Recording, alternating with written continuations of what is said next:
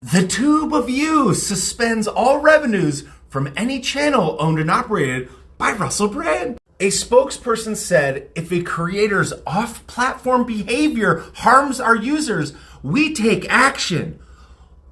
What? So this dude, who has been insanely over the target speaking truth in recent years, will not be able to monetize his 6.5 million YouTube subscribers. This move alone means thousands of dollars per day, thousands of dollars per video, hundreds of thousands of dollars per month cut off for supposedly off-platform behavior. Look, you don't have to believe or not believe Russell Brand to understand what's actually happening here. First of all, this guy has not been proven guilty in any court of law. The only things that are coming after him at this point are allegations, all of which are from more than 10 years ago. And as far as I can see, none of these allegations have actually amounted to any real meaningful legal investigation. I don't see anywhere that any legal proceedings are to come forward. No reports to authorities, just allegation. I'm not even really seeing the identities of the people making the allegations really public. And as a result of these allegations, it's not just YouTube. He's also having shows canceled, and other TV networks that have archived shows of his are being pulled from networks like the BBC, etc. But what's important about this situation is not necessarily its individual impact, but what it means as a whole and what it's meant to be doing.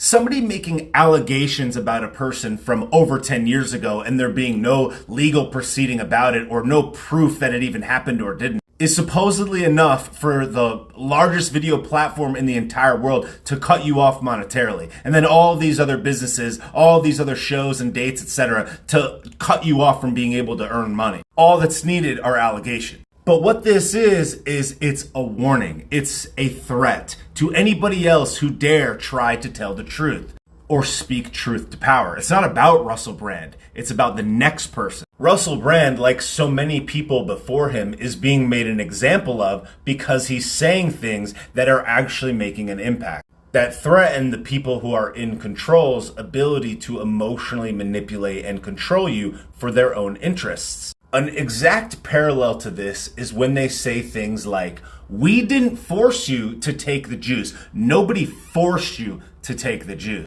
But if you were in the military, or if you were a police officer, or if you had been working in a job for many years and perhaps had a pension, well, you're going to lose that pension. You're going to lose your money. You're going to lose your income. You're going to lose the skill set that you have that you're able to monetize. We don't have to force you to force you. This is the exact strategy that they use to scare people from speaking up. In the past 2 years, you've even seen things like law enforcement officers getting fired from their job for what their wife says on social media. So not only do they silence the employee, but they silence their family members or people close to them for just saying things online, which essentially means that every law enforcement officer, every police officer, every first responders, including their family members, can't say anything. Any person that works in the medical system, for example, well, they can't say anything. Their loved ones can't say anything. Anybody that's in the armed services, they can't say anything. Their loved ones can't say anything. You can essentially silence a large percentage of the audience by threatening their ability to monetize their work, threatening their career, their pension.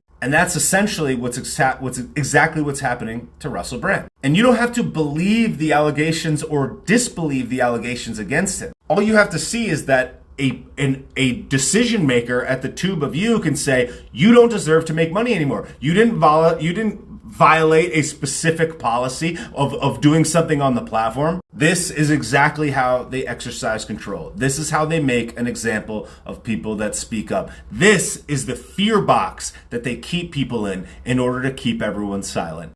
But luckily for us, free people that believe in free speech and being innocent until proven guilty, luckily now there are alternatives, and a lot of times these things backfire. He's widespread enough that his shows will come back. He will be able to do live shows again. And a lot of the people that may have seen him live will now definitely see him live the next time he's allowed or permitted into these certain theaters. It will be annoying for him, but it will be temporary. This will backfire, in my opinion. especially if nothing is ever proven or if he's never supposedly held to account legally for these allegations that may or may not be true. A lot of his audience will likely move over to platforms like Rumble, for example, or Patreon, or perhaps another alternative like him selling subscriptions or access to his content on his own website, which will effectively cut out these large advertising overlords anyhow. And I would anticipate that if all goes as suspected and none of this stuff is actually proven, that he'll end up building a more durable and loyal following, of which he'll be able to monetize a larger percentage of it once he regroups. But the damage will already have been done, because the point is not to remove Russell Brand's ability to monetize and make money. The guy is likely already a many millionaire. He's 48 years old, famous, has children, is objectively successful in every measurable way. He'll be fine. But what it is meant to do is scare you, the average person, the person that's on the come up, from saying anything. That's the goal.